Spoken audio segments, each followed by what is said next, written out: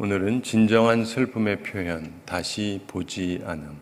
진정한 슬픔의 표현, 다시 보지 않음. 이런 제목으로 하나님 말씀 나누도록 하겠습니다. 우리가 살아가면서 대인관계 속에서 진정으로 슬플 때 그 진정으로 슬픔 표현이 여러 가지로 나올 수 있겠습니다만은 다시는 보지 않는다. 이게 중요한 표현 중에 하나죠. 결국은 사무엘이 사울 왕을 다시는 보지 않습니다. 이게 그가 가지고 있었던 진정한 슬픔의 표현이었던 것이죠. 그리고 그러기 때문에도 사울도 그것을 느낄 수밖에 없었을 것입니다.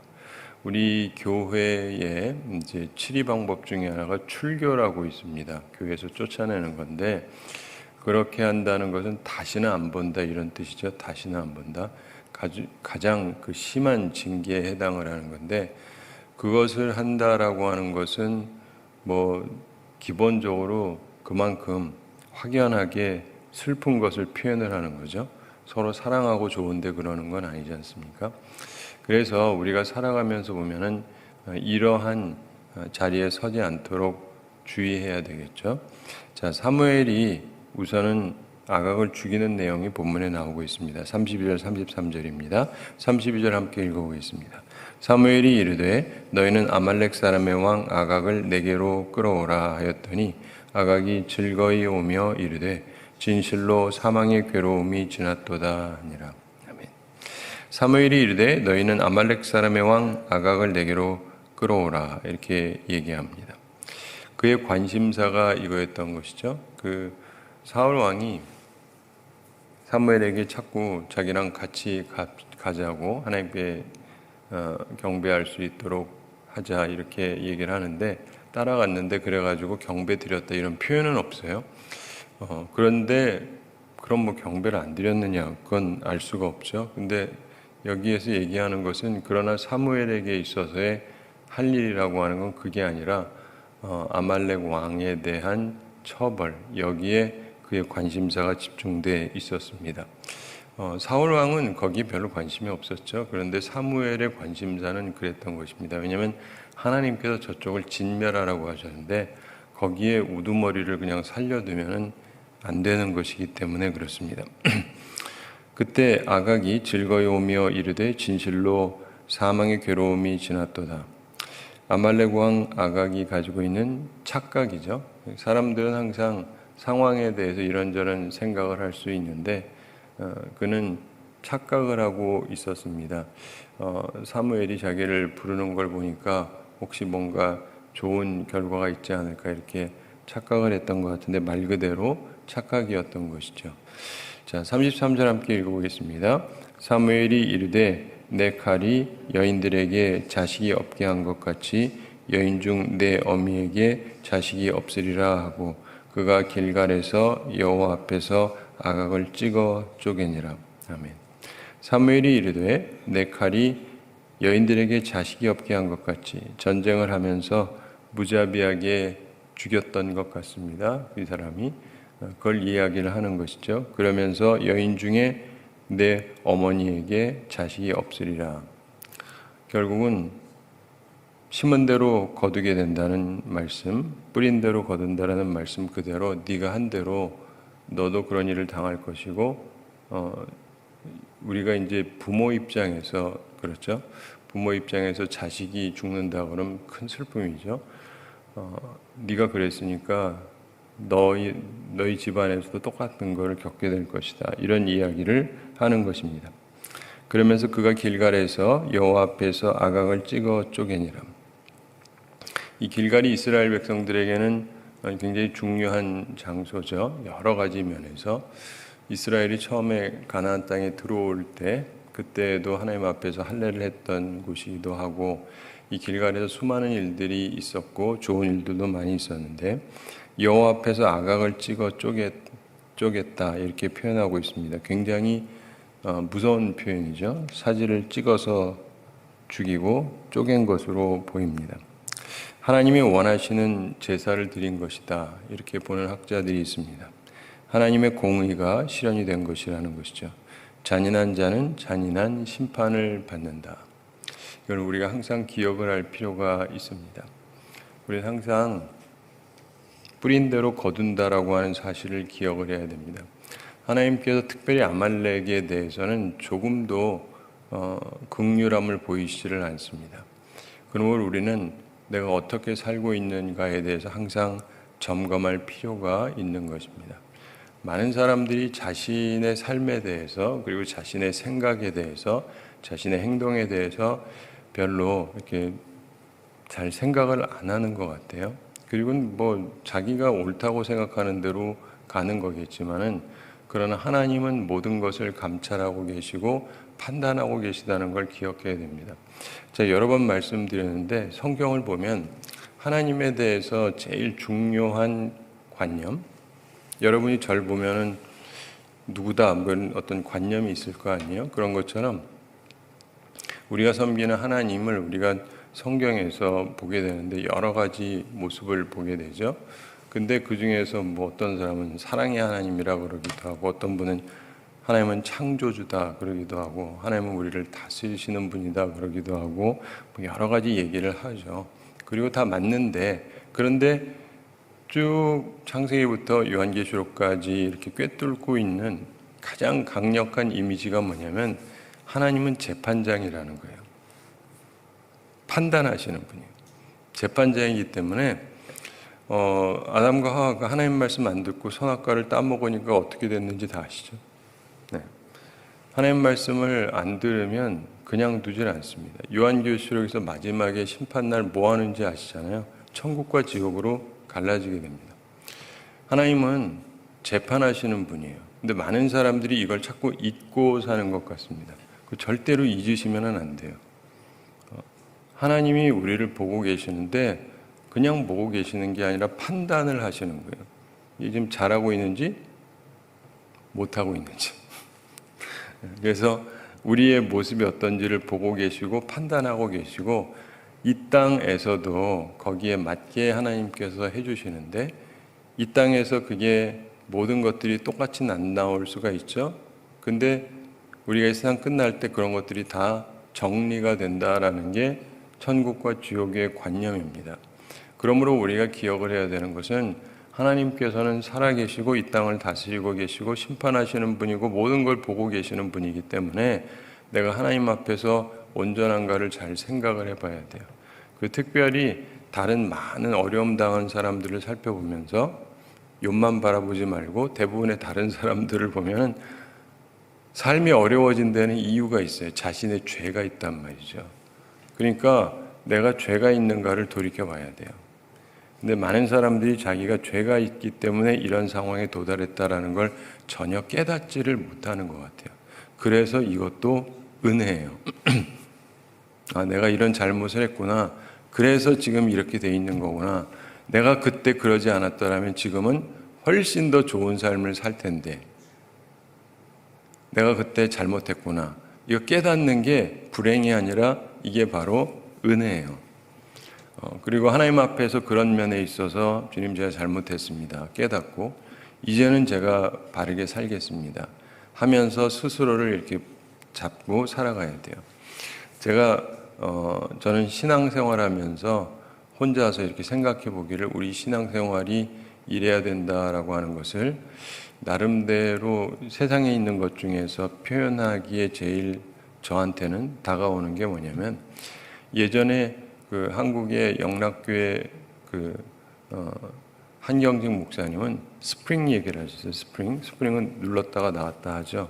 근데 저는 그거보다는 그것도 뭐 좋은데 우리는 오뚜기 같아야 된다 이렇게 생각을 해요. 스프링은 눌려지는데 또 다시 나오죠. 그런 것처럼 우리들이 어려움을 당한다 할지라도 다시 회복하고 이런 걸 이분이 얘기하는 건데 저는 그보다는 오뚜기가 더 훨씬 좋다라고 제 느끼기는. 살면서 우리가 실수할 수 있고 넘어질 수 있고 그렇죠. 근데 다시 일어나야 되잖아요. 성경이 얘기하는 거는 의인과 악인을 구별해서 얘기하는데 의인은 7번 넘어져도 일어나고 8번 쓰러져도 일어나고 쓰러져도 일어나고 쓰러져도 일어나고 쓰러져도 일어나고 쓰러져도 일어나고 쓰러져도 일어나고 쓰러져도 일어나고 네. 어떠한 어려움이 있다 할지라도 결코 무너지지 않습니다. 이게 회복력이 굉장한 거죠. 이게 의인이라는 거예요. 하나님이 사랑하는 사람들은요, 결코 무너지고 그대로 있지 않습니다.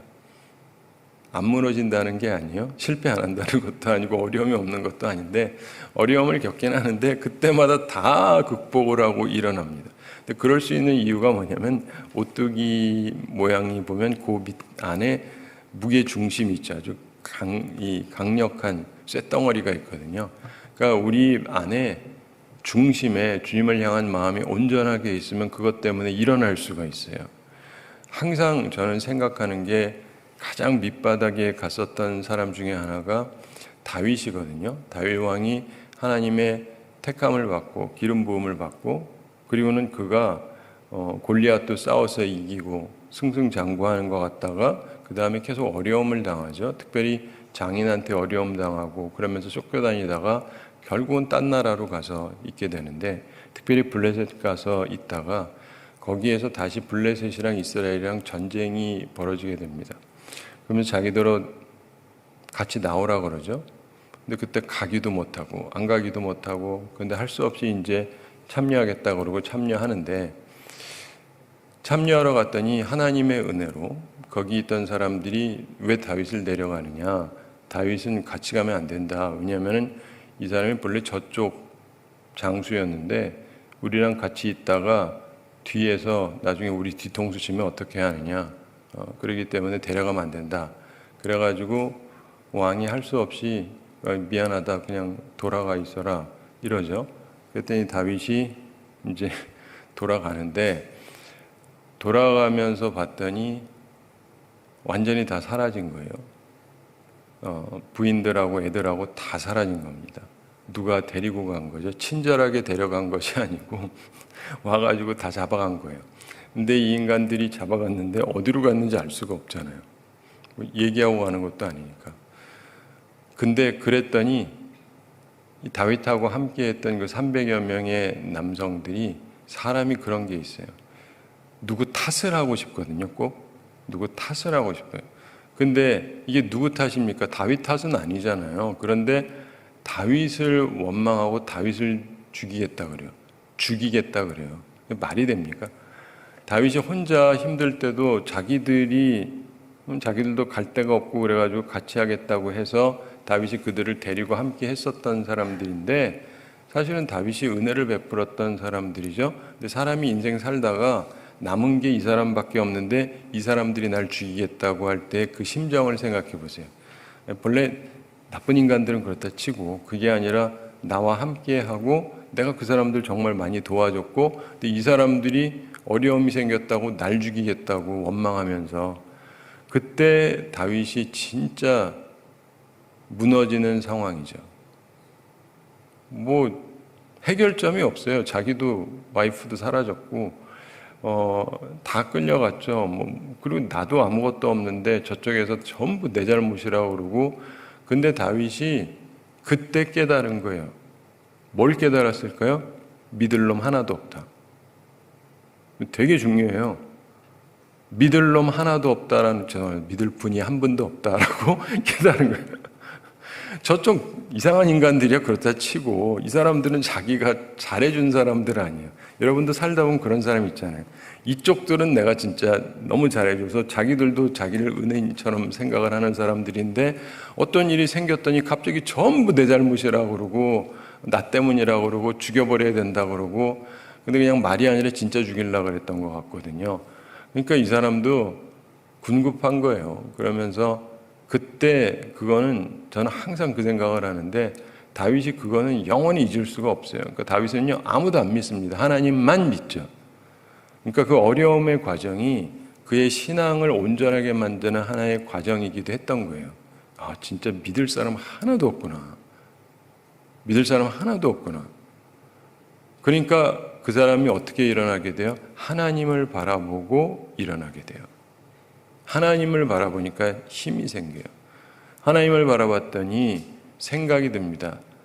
지금이라도 따라가자. 어디 갔는지도 몰라요. 근데 어쨌든 찾으러 가자 그래가지고 사람들하고 같이 찾으러 갑니다. 그리고는 결국은 찾아서 돌아오게 되는데, 그러면서 그때부터 회복의 역사가 시작이 돼요.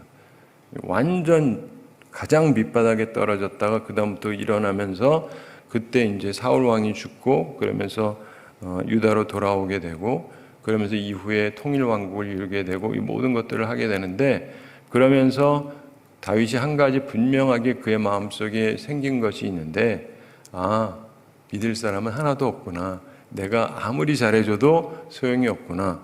어떤 결정적인 순간이 오면 전부 내게 등을 돌리는구나. 돌릴 수도 있구나가 아니라 다 돌린 걸 다 봤어요. 한 명도 내 편이 없다라는 것을 그는 깨달은 거예요. 오로지 내 편은 하나님밖에 없으시다. 그러니까 그 사람은 왕이 된 다음에도 이거를 잊지를 않았어요. 근데 이 부분이 굉장히 중요한 부분입니다. 왜냐하면 우리가 정말 중요한 순간에 깨달은 거는 항상 붙잡고 살아야 돼요. 그러니까 그는 하나님을 항상 붙잡고 살았기 때문에 나중에 어떤 어려움이 생겨도 무너지질 않습니다. 나중에 뭐 집안에 계속 이상한 일들이 벌어지고 압살롬이 자기 죽이겠다고 반란을 일으키고 그런 어려움들이 있을 때 얼마나 절망스러웠는지 모릅니다. 그럼에도 불구하고 그가 계속 다시금 일어날 수 있었던 것은 하나님을 바라봤기 때문이에요.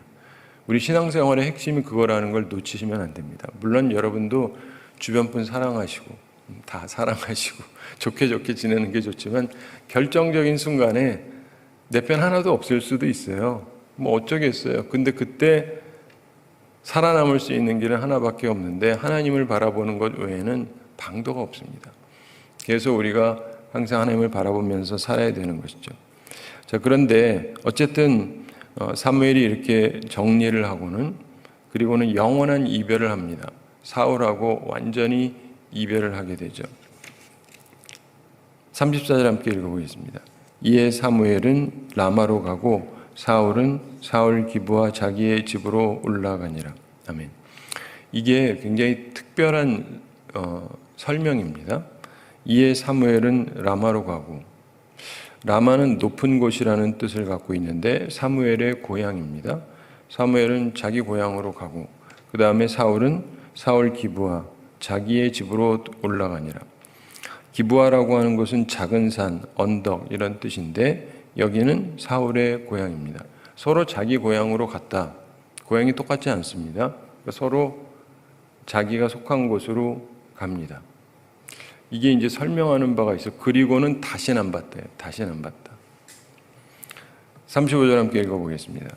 사무엘이 죽는 날까지 사울을 다시 가서 보지 아니하였으니 이는 그가 사울을 위하여 슬퍼함이었고 여호와께서는 사울을 이스라엘 왕으로 삼으신 것을 후회하셨더라. 아멘.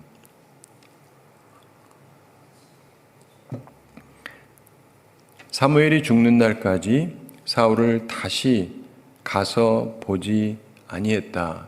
이렇게 말씀합니다. 교류하는 관계가 단절되었습니다. 그렇게 친밀했고 그를 세워줬고 그리고 그에게 그때그때 하나님의 말씀을 지시해서 하나님의 뜻을 행하게 하고 그랬는데 그때부터는 사울을 다시는 가서 보지도 않았다는 겁니다.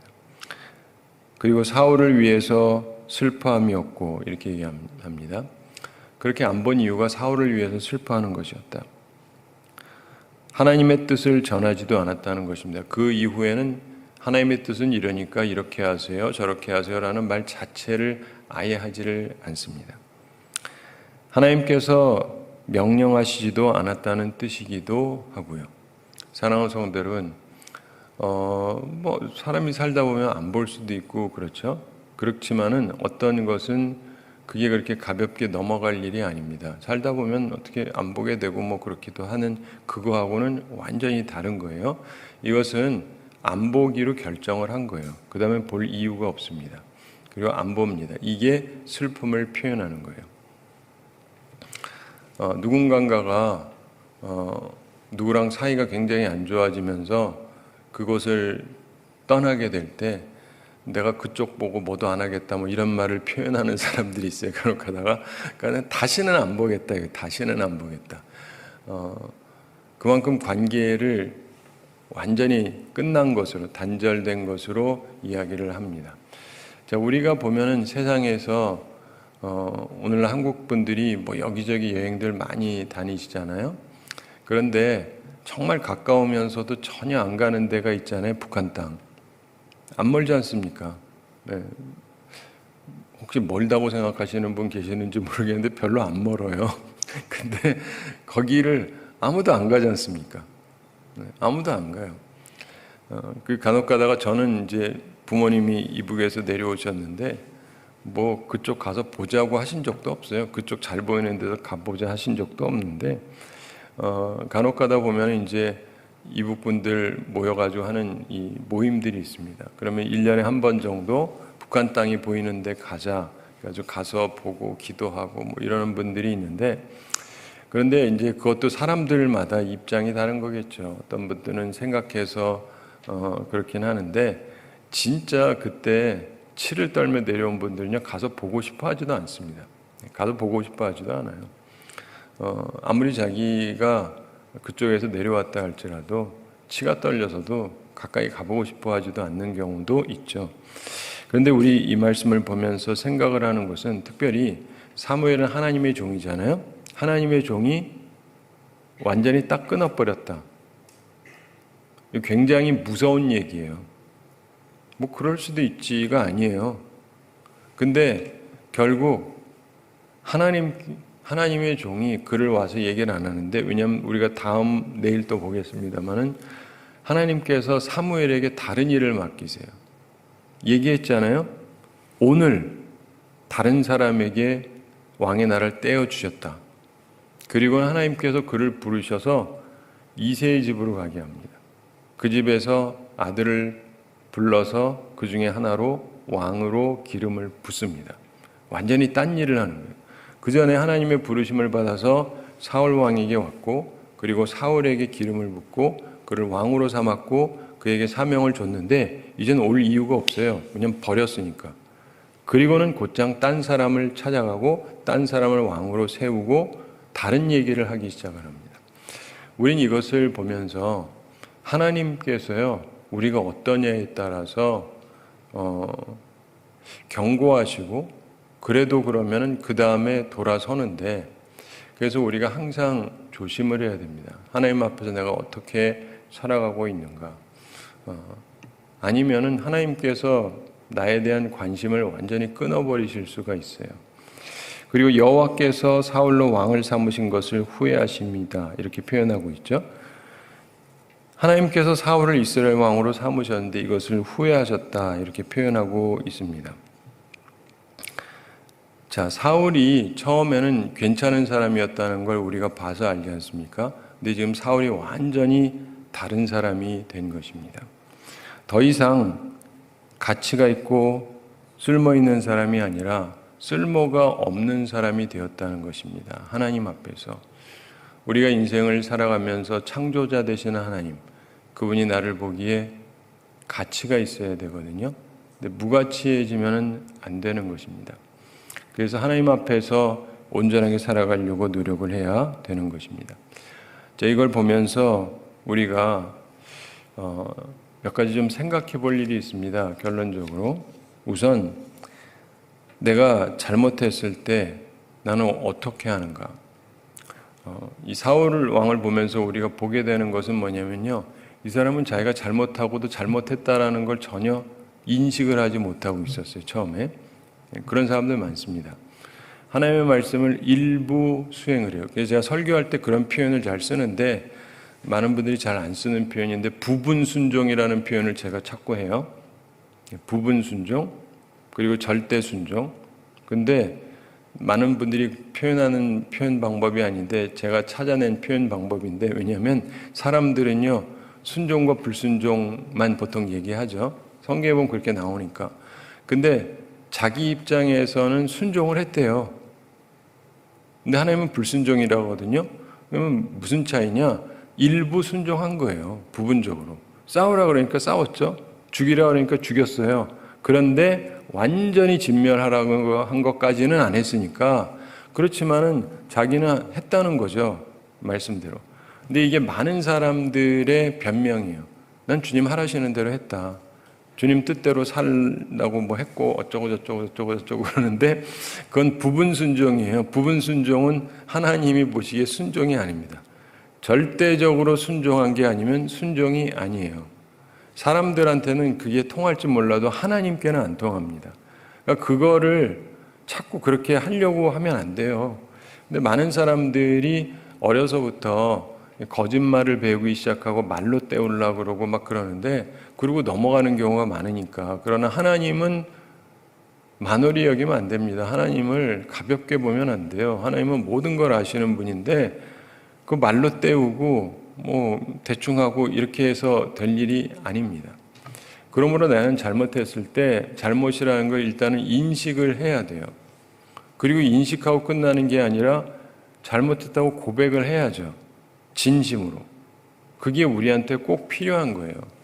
하나님께서는 그걸 굉장히 좋아하시고 기뻐하시는데 상한 마음을 기뻐하신다. 이 상했다는 게 뭐냐면 내가 기분이 나쁘다가 아니고 나 상처받았다 이런 의미가 아니고 내가 하나님 앞에 잘못했구나 라고 해서 느끼는 상태를 얘기합니다.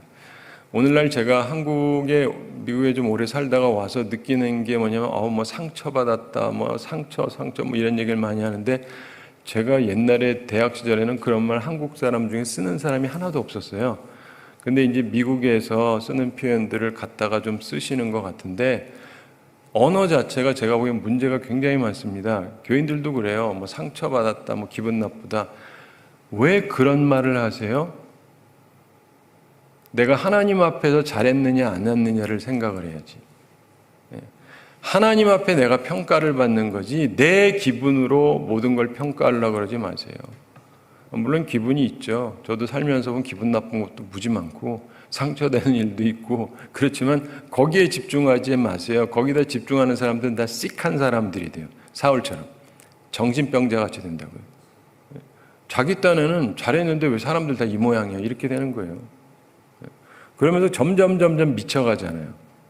광기를 부리고 주변 사람들이 아무도 좋아하지 않습니다. 좋아할 수가 없잖아요. 그러니까 여러분들 삶 속에서요 세상 사람들이 쓰는 표현과 그런 거에 집중하지 마세요. 당장에는 좋은 것 같지만 하나도 도움이 안 됩니다. 나 스스로를 돌아볼 수 있어야 돼요. 나 스스로를 돌아볼 수 있어야 되고 하나님의 말씀대로 살아가느냐 그렇지 않느냐 그것만 보면 돼요. 딴 거 뭐 많이 보고 말 필요도 없습니다. 뭐 단지 세상을 살아가다 보면 우리도 뭐 공부도 해야 되고 하다 보니까 어쩔 수 없이 책도 보고 어떤 것들도 배우기도 하고 하지만 죄송한데 거의 99%는 그냥 참조만 하고 다 갖다 버릴 것들이에요. 진짜 제가 그냥 농담이 아니라 그냥 무식해서 하는 얘기가 아니고 수많은 내용들과 수많은 책들과 박사과정에 있는 것들도 거의 99%는 죄송하지만 다 갖다 버리는 게 나아요. 근데 세상에서는 그걸 얘기를 해야 똑똑한 게 되니까 같이 얘기를 좀 하지만 여러분의 삶에 거의 대부분의 것들이 도움이 안 됩니다. 하나님 말씀만이 도움이 돼요. 그리고 하나님의 말씀도 제대로 읽고 제대로 해석을 해야 돼요. 이단들이 다 성경 보고 이상해지는 거예요. 딴 거 본 게 아니라. 이해가 되세요? 그러니까 성경을 보더라도 제대로 보셔야 돼요. 무조건 본다라고 해서 되는 게 아니고. 그래서 하나님 앞에서 순전한 마음으로 항상 기도하면서 봐야 돼요. 그리고 항상 온전한 말씀 해석하는 데에서 여러분들이 해석을 받고 따라가려고 노력을 해야 되는 것입니다. 그래서 범죄했을 때 나는 무엇을 간구하는가? 무엇을 간구하는가? 무엇을 간구하는가? 자, 우리가 살면서 하여간 뭐 잘못했다 치고 그래도 나는 여전히 껍데기를 원합니다. 그러지 마세요. 너무나 많은 사람들이 껍데기를 추구해요. 남들이 보니까 모양새 좋으니까 자기도 그러고 싶은데 하나하나 이렇게 알고 들어가다 보면요 하나 좋은 게 없는 게 너무 많습니다. 저는 다른 분들을 이렇게 많이 보게 되니까 아무래도 목사니까 수많은 분들을 보게 되잖아요. 그리고 수많은 사람들의 삶을 알게 되고 그리고 또 듣게 되고 또 저도 관심을 가지고 살펴보기도 하고 그러면서 느끼는 것 중에 하나는 우리는요 일용할 양식은 필요해요. 필요한 건 있어야 돼요. 그래야 편안하니까. 오늘도 옷이 없으셨으면 여기 어떻게 나오셨겠어요? 옷 다 입고 나오셨잖아요. 최소한의 옷은 뭐 있어야죠. 뭐 너무 멋있는 삐까번쩍한 옷은 아니라도 하여간 옷은 있으니까 입고 나오는 거고, 기본적으로 우리가 필요한 것들이 필요하죠. 그런데 남보다 훨씬 더 괜찮은 걸 많이 가지면 괜찮으냐? 그게요, 그렇지가 않아요. 사람의 심리라는 게 그래요. 이게 있잖아요. 내가 남들이 무슨 명품을 가진다. 그럼 나도 명품 가지면 좋겠죠? 예. 여러분의 마음이 어떤지 모르겠지만 하여간 명품이 있으면 좋죠. 근데 명품도요, 가서 보면은요, 종류가 있어요. 예. 그 중에서도 급이 있단 말이에요. 근데 나도 드디어 명품을 가졌는데 그 다음에 보면 명품 가진 사람들이 또 보여요. 그 가운데서 내가 제일 하발이거든요. 그러면 기분이 안 좋아요. 네.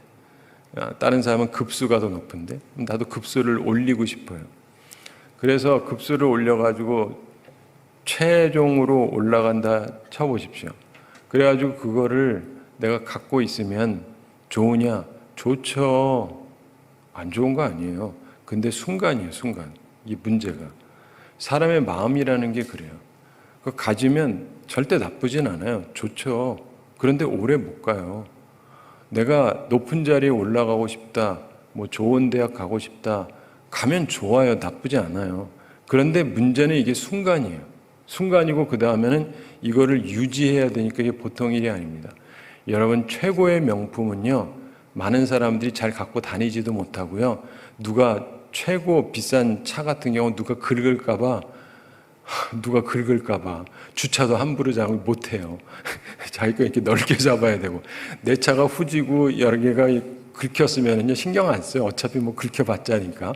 이해가 되세요? 편안해요. 근데 이게 내게 남이 안 갖고 있는 건데 이게 조금이라도 누가 와서 긁으면, 그러니까 이게 신경이 쓰이기 시작을 해요. 그리고 여러분, 이게 상류사회로 올라가잖아요. 그러면 거기에도 계속 급수가 있다고요. 내가 사장이면 다 될 것 같죠? 뭐 사장이면 뭐예요? 회장님들이 계시는데. 그럼 내가 회장이면 끝나느냐? 이름만 회장이지 회장도 나름이죠. 그래서 이게 이렇게 있다 보면은 우리나라에서 최고가 되는 게 쉽나요? 어디? 어렵죠. 근데 우리나라에서 최고라 치고 해외를 나가면 최고예요? 에게 아무것도 아닌데. 이게 세상은 넓고 비교하기 시작을 하면요, 내 자리가 최고의 자리라고 말할 수 있는 데가 별로 없어요. 그리고 또 하나는 최고로 올라갔다고 다 인정해 주지도 않습니다. 네, 다 인정해 주지도 않아요. 그래서 인생은요, 경쟁 구도로 계속 살아가면요, 피곤해요. 행복하지를 않아요. 그래서 이 사울 왕의 문제는 그거였다고요. 계속 경쟁 구도로 가고 자기가 최고로 가고 그 자리 유지하려고 하는데, 그러니까 정신병이 오는 거예요. 그렇게 살지 마세요. 그렇게 살지 마세요. 정말 불행한 것입니다. 정말 잘못을 깨닫고 죄를 회개하고, 이게 중요해요. 나는 진정한 용서를 구하나 아니면 체면 살리는 것이 여전히 중요한가 생각해 보시고 사울의 위선을 따르지 않으려고 조심해야 됩니다. 사무엘은 버림받은 죄인을 위해서 슬퍼했는데 그것도 하나님이 기뻐하시는 선 안에서만 했죠. 그리고 자기가 세운 사람이니까 가능하면 이 사람이 변화돼서 바르게 사는 걸 원하지 않겠습니까? 그렇지 않아요. 마치 내가 낳은 아들이랑 비슷한 건데 내 아들인데 잘못되면 얘가 제대로 되길 바라지 않겠어요? 근데 하나님께서 버리시면 어쩔 수가 없는 거예요. 그리고 하나님께서 다른 거 하라고 하시면 다른 거 하는 거죠. 사무엘도 보면서 인생에서 그 피곤함을 많이 느꼈을 것입니다. 엘리 제사장이 두 아들이 있었는데 그 두 아들이 홈리와 비느하스가 비참하게 죽는 걸 봤죠. 자기 아들이 둘이 있는데 뭐 그런 건 아니지만 어쨌든 그 아들들도 별로 훌륭하지 못해가지고 사람들도 좋아하지 않고, 그래서 왕을 달라는 말을 듣죠. 그리고는 어쨌든 왕을 또 세워놨는데 처음엔 괜찮은 것 같았는데 지나면서 변질이 되기 시작하고 하나님께서 후회하신다는 말까지 하시고, 그러면서 결국 그를 버리게 됩니다. 자, 보면 어떠냐면 다들 멀쩡해 보이고 괜찮아 보였고 어떤 경우 외모부터 시작해서 참 탁월해 보이는데 왜들 다 그 모양이 됩니까? 여기서 이걸 잘 보셔야 돼요. 그들이 잘못했다가 문제다라고 사람들이 다 보시지만 그것도 맞는데 그보다 중요한 건 이들은 회개한 적이 없다는 거예요. 돌이키지 않았다는 거예요. 엘리의 아들들도 잘못할 수 있죠. 잘못하면 안 되지만 근데 잘못할 수 있는데 그 다음에 지적받았을 때 회개하고 돌이켰다면 달랐겠죠. 사무엘의 아들들도 잘못을 했는데 사람들의 얘기를 들었으면은 이게 돈 받고 판단을 약간 살짝 움직이고 이러니까 그런 거에 대해서 회개했다는 말이 없어요. 그리고 사울도 마찬가지입니다. 잘못을 했는데 회개를 하지 않아요. 그러니까 이 흐름을 여러분이 보셔야 돼요. 이 흐름을 보셔야 돼요. 모든 문제는 뭐냐면 잘못을 했기 때문이다도 맞는데 죄 때문이죠. 그런데 더 중요한 건 뭐냐면 회개를 하지 않았다는 거예요. 그리고 우리가 이후에 보게 되는 다윗은 잘못했어요. 유부녀 오라 그래가지고 동침해가지고 임신시키는 거 이런 거 해도 돼요? 안 되잖아요. 그러니까 나쁜 짓을 꽤 하긴 했는데 본래 나쁜 짓만 하던 사람은 아니고 괜찮던 사람인데 이분도 잘못을 했단 말이에요. 근데 중요한 거는 지적을 받았을 때 이 사람은 내가 범죄하였다고 자백을 해요. 우리에게 중요한 게 그거예요. 회개. 고백이라는 것이 굉장히 중요합니다. 우리를 살리고 죽이는, 그리고 우리가 다시 회복될 수 있는 중요한 것, 다시금 일어날 수 있는 것. 근데 이것이 우리에게 필요한데 어떤 많은 경우 제가 느끼는 것 중에 하나는 사람들이 깨달음이 없어서 무너져서 못 일어나요. 사실 일어나봤자 별 소용이 없는 분들이 많습니다. 왜냐하면 똑같이 할 테니까. 다시 살아도 또 그 짓을 할 사람들이 많아요. 판단에 문제가 있으니까. 그러면 그때 하나님을 바라보면서 내가 이게 틀렸구나를 깨달아야 다시 일어났을 때 똑같은 실수를 반복하지 않는데 제가 살피면서 느끼는 게 너무나 많은 분들이 너무나 무지하고 너무나 바보같이 살고 너무나 죄악된 삶을 살아가고 그래서 인생이 무너졌는데 깨닫지를 못해요. 그냥 하나님은 왜 나를 이렇게 어렵게 하니? 자기가 그렇게 만들어 놓고 공부 안 하는데 어떻게 1등을 합니까? 학생들이 다 죽어버리고 나 혼자 남으면 1등 할지 몰라도 안 되잖아요. 그런 것처럼 너무나 많은 사람들이 온전히 깨닫지를 못하고 그리고 하나님 앞에 회개할 줄을 모르고 고백할 줄을 모르고 그래서 인생이 피곤할 뿐이에요. 그래서 우리는 이 과정을 통해서 계속 제가 똑같은 말을 강조하겠지만은 사랑하는 성도 여러분, 나는 범죄했을 때 무엇을 구하는 거예요? 여전히 난 껍데기만 중요하냐? 그러지 마세요. 그리고 하나님 앞에서 온전하게 선택하시기 바랍니다. 그래서 하나님께서 너 알아서 해. 난 너한테 내 사랑 안 보낸다. 이런 사람이 되시면 안 돼요. 그게 소위 말하는 하나님으로부터 버림받는 거거든요.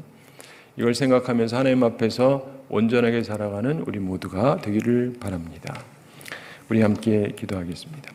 사랑의 하나님 아버지, 우리를 사랑하시고 오늘도 저희들에게 귀한 말씀 주심을 감사드립니다. 사무엘이 진정한 슬픔의 표현으로 다시는 사울을 보지 아니하였는데 그럼에도 불구하고 사울이 회개하고 뉘우치고 찾아와서 자기가 잘못했다라고 말하는 일이 영 없이 끝났던 것을 봅니다. 우리들이 똑같이 그런 인생을 살지 않게 해주시고 하나님께서 기뻐하시는 삶을 살아가게 하여 주시옵소서.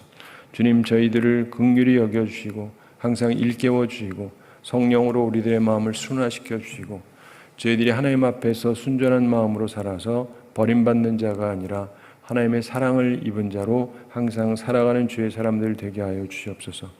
다윗처럼 하나님 앞에 고백함으로 다시금 새로운 기회를 얻고 살았던 그러한 삶을 우리도 살아가면서 살아가게 해주시고 사울과 같은 삶은 결코 살지 않게 하여 주시옵소서. 주님, 우리 성도들 영육간에 강건케 해주시고 일용할 양식 공급해 주시고 시험에 들지 않고 악과 싸워 이기는 주의 용사들이 다 되게 하여 주시옵소서. 주님, 우리를 사랑해 주심을 감사드립니다. 우리도 주님을 사랑하며 살기를 원합니다. 주님과 동행하며 살게 되기를 원합니다. 하나님을 더욱더 온전히 알게 되기를 원합니다. 하나님을 기쁘시게 하는 사람들이 되기를 원합니다. 주여 우리들과 함께 해주시고 오늘도 저희들이 주님을 기쁘시게 하는 사람들이 되게 해주시고 온전한 깨달음을 가지고 살아가는 저희들 다 되게 하여 주시옵소서.